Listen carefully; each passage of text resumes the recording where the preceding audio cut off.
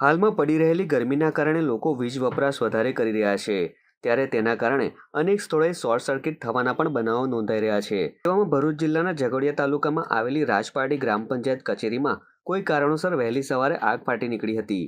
આગના કાળા ભમ્બર ગોટા નીકળતા જ આગ લાગી હોવાની જાણ ગ્રામજનોને થતાં દોડધામ મચી હતી। બનાવના પગલે ગ્રામજનોના ટોળા પંચાયત કચેરી ખાતે ઉમટી પડ્યા હતા।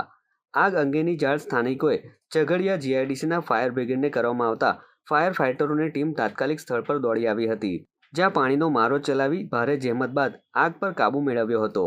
આગ પર કાબૂ મેળવાય તે પહેલા પંચાયતમાં રહેલા તમામ કાગળો બળીને ખાખ થઈ ગયા હતા।